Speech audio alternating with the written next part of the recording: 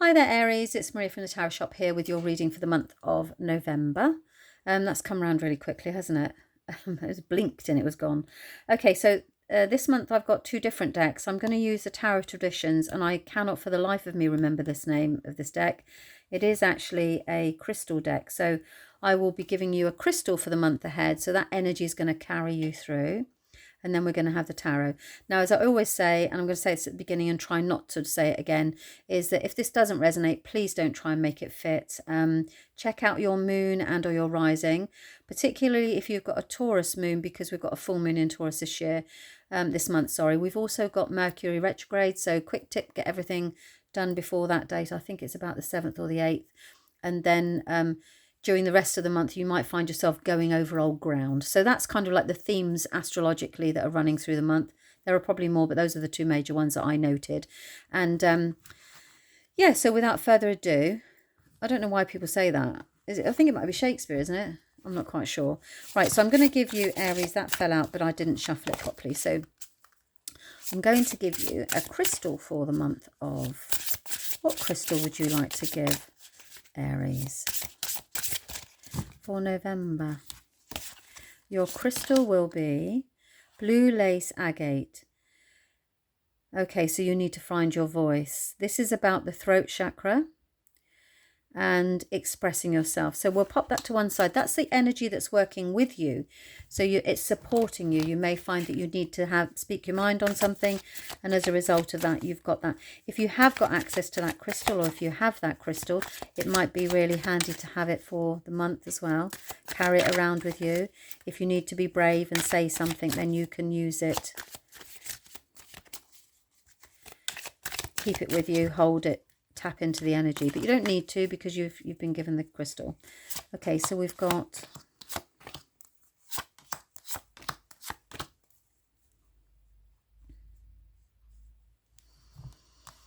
right, so I can see that you do need to speak. There's something here at the very beginning of the month where you are standing your ground. So with this card, the Page of Swords, it tells me that you are it's with regards to your thought processes. So you are literally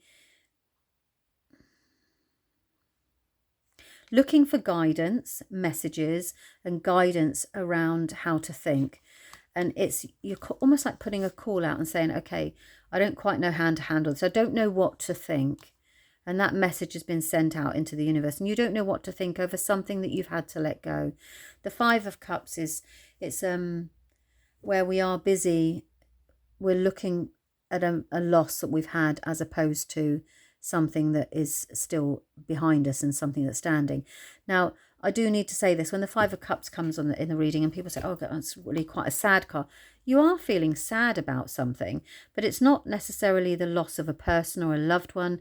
It can be the loss of your identity, the loss of something at work, something's changed. But whatever it is, you're grieving for that, whatever it is that you've had to let go of. So you don't know what to think about it because we've got there the Page of Swords. You're asking for guidance and you've had to let something go.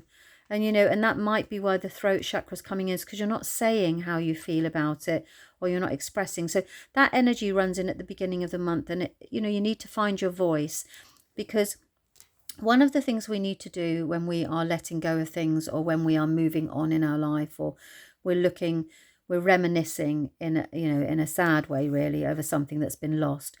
And when that happens, talking is something that allows us to process the pain and process the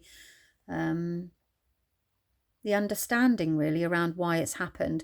I want to tell you that things are progressing very positively for the rest of the month, but I think initially you need to find your voice, and it's over something that you've had to let go of, or something that's been taken from you, or someone. It could be someone. I never like to say that, though, because I don't want to tie it down to that, because it's something that you're grieving over, and it's something or someone.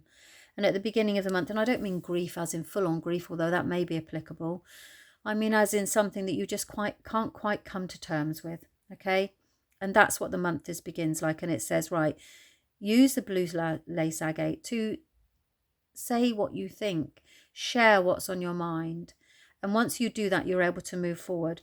Now you have actually got, and it can be even something as minor or as insignificant as a disagreement, you know, and you're feeling it's difficult to let go of it, you know, because actually it's really hurt you.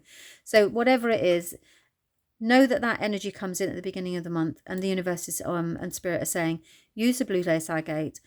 You need to share what it is that you're thinking about it.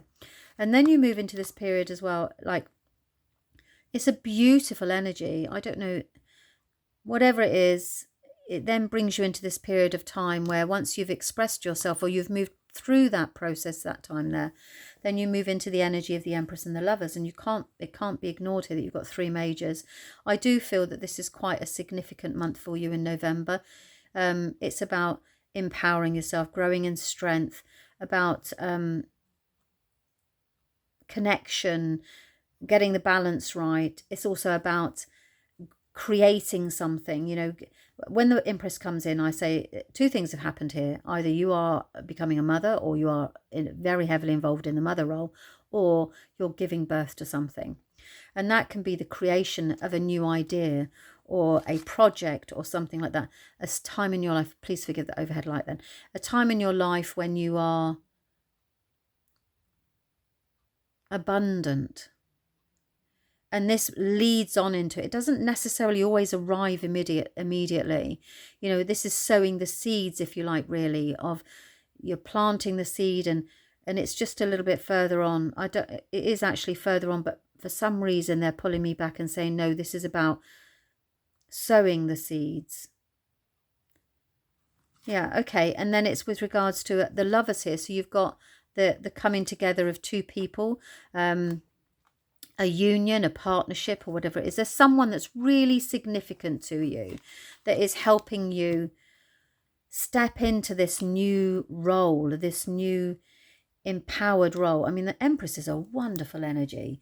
So once you've said this and you've kind of accepted this, then you move into this period of time of femininity, and not always necessarily femininity, but if you're a male listening to this, then it can be that you're going into a period of nurturing, you know. So it's that sort of energy for the male, and for the female it can be the femininity.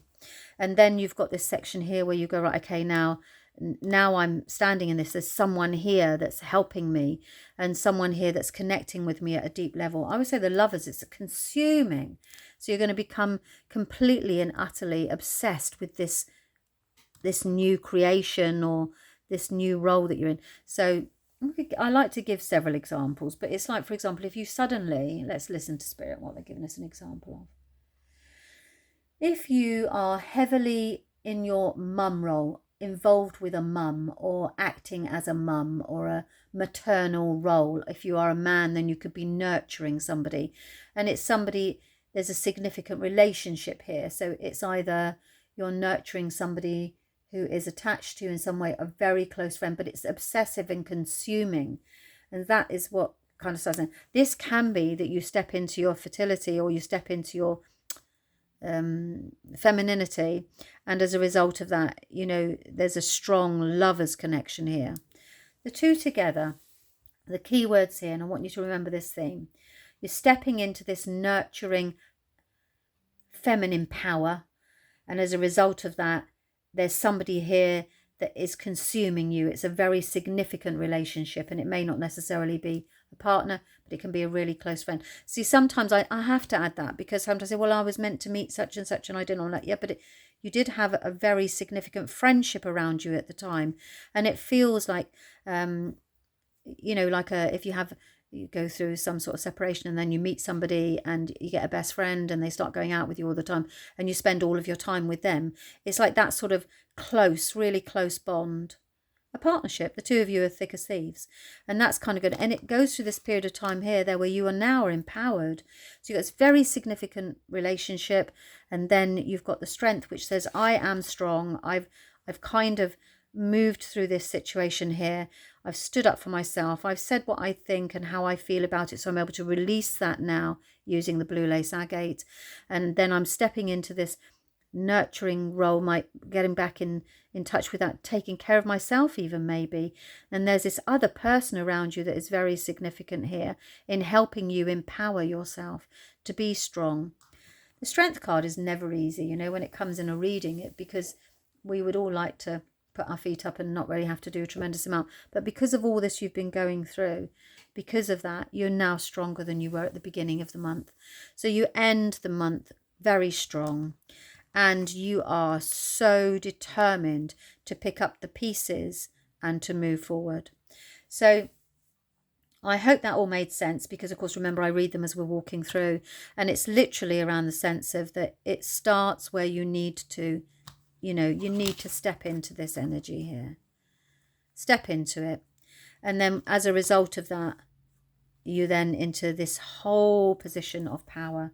Whatever gripe you have at the beginning of the month, I'm going to say with another person, because it very much feels like that, it does allow you to speak your mind. And yes, it's sad that, you know, the people haven't behaved quite as you would like them to, or they've let you down in some way, but then you step into the, as a result of that, you know, everything happens for a reason, and as a result of that, you've seen them for what they really are, or the situation for what it really is, and as a result of that, you are now taking back control of your situation. You're taking back charge, you're taking back control, you're being stronger, and you end the month not as weak as you started, if you know what I mean. Like, it's kind of flipped.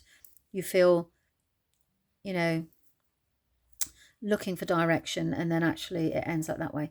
So all in all, a very empowering month. And as I say, these things happen for a reason, and this is so that you can realize that actually you are incredibly, incredibly strong. I mean, Aries, my goodness me, you've got this. You've so got this. So I hope that's made sense. Remember, this can also apply to not necessarily a relationship, but a partnership in a business. So you can apply it to that. But if it doesn't fit and if it doesn't resonate, then let it go and have a look at your moon sign instead, or your rising, because you may find there's a message there from the tarot for you. Okay, I hope that you found that helpful, and thank you very much for your time. And happy November. Happy All Hallows Eve. And I'm not going to mention the C word that's very soon looming. Okay, thanks very much. Take care. Bye-bye.